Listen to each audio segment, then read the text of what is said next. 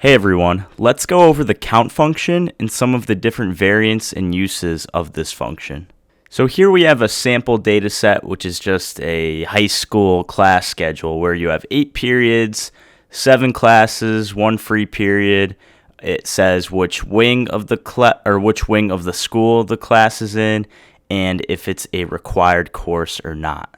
And down below, we're going to look at the count function, the COUNTA function, the COUNTIF, and the COUNTIFS functions. So first, we'll look at the count function. And the count function totals the amount of cells with a number in it. So how many periods do we have? If we type in equals count, open our parentheses, and then highlight the range of periods, close our parentheses, and hit enter, you will see that we have 8 periods. It is counting all the periods here.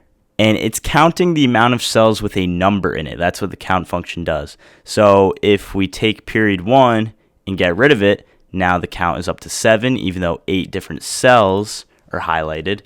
And let's say we change period 2 to TWO, the count is now 6 because it only counts the cells with a number in it, not a written value with letters.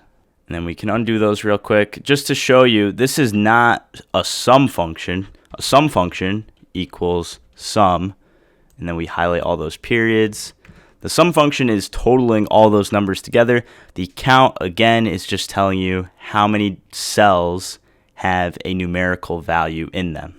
Okay, and then we can move on to the COUNTA function. So how many classes do we have?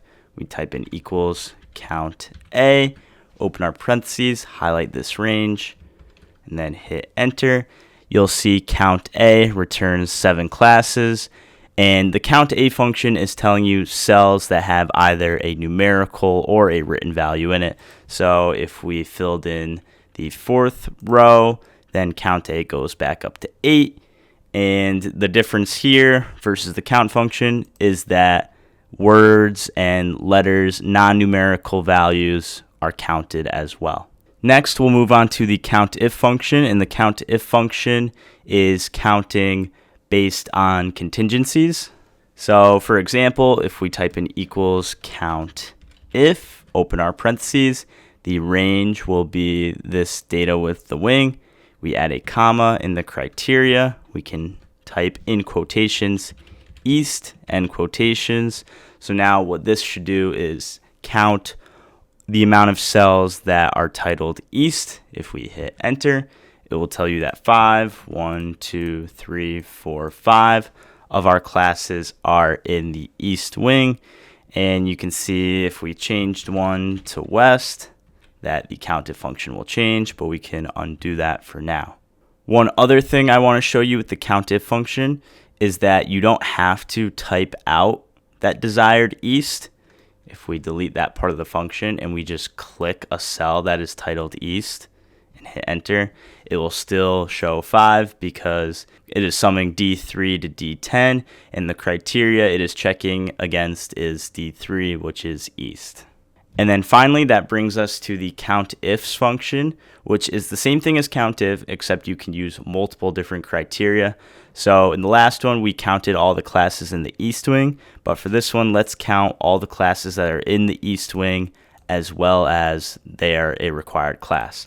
So if we type in equals COUNTIFS, open our parentheses, and the first criteria will be the wing, so we'll highlight that range, comma, and the criteria, we want this to be east, so like we did before, we can type in east in quotations, add a comma, criteria range 2, whether the class is required or not, add a comma, and the criteria in quotations will be yes.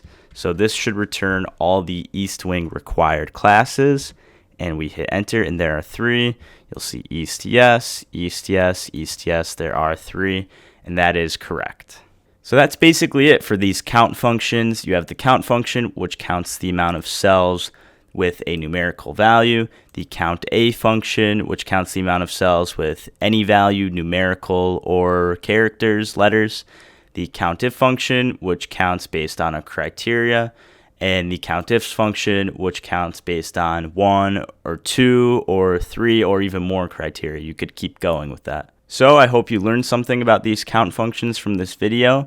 If you did, feel free to leave a like and subscribe if you have not yet already. Thanks for watching.